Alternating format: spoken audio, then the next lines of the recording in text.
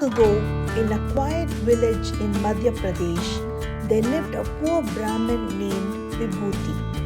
He had 4 children and a kind wife. Every day, he performed small rituals, read prayers, and blessed villagers in exchange for food or a few coins. But no matter how hard he worked, poverty clung to him like a shadow. There were days when his children went to bed hungry. At last, unable to bear the suffering of his family, Vibhuti went deep into the forest. There, beneath the shade of tall trees, he lit a small lamp and began to meditate upon Lord Shiva. Days passed. His body grew weak, but his devotion only grew stronger. Finally, one morning, a bright light appeared before him. Lord Shiva himself had come, smiling gently. "My son," the Lord said, "I am pleased with your devotion. What do you wish for?"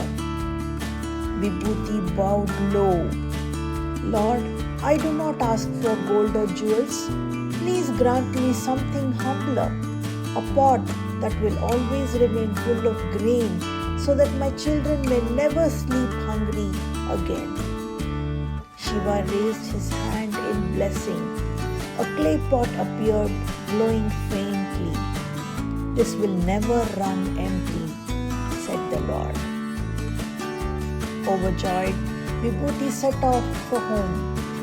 But on his way, night fell and he sought shelter at the house of a wealthy merchant. The merchant's eyes gleamed when he saw Vibhuti clutching the pot so protectively.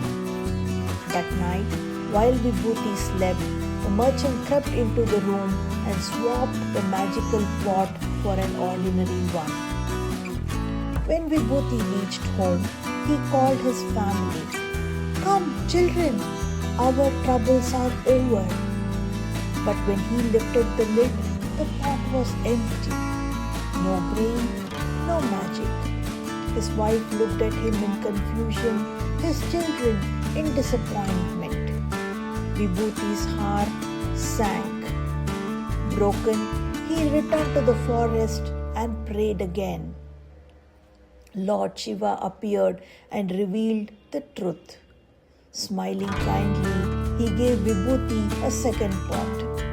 "This time," he said, "let the thief learn a lesson." Again Vibhuti set off for home, and again he stayed at the merchant's house. Greedy and foolish, the merchant stole the pot once more. But when he opened it, instead of grain, hundreds of scorpions crawled out. They stung him until he cried out in pain. "Forgive me, forgive me," he begged, rushing to return the pot to Vibhuti. Only then did the scorpions vanish. With the real pot of grain safely home, Vibhuti's family began to prosper. Day by day, the pot filled their kitchen, their granary, and their hearts with relief. From then on, Vibhuti's family lived in peace. They set up a shop which thrived, their children laughed, and their home was filled with abundance.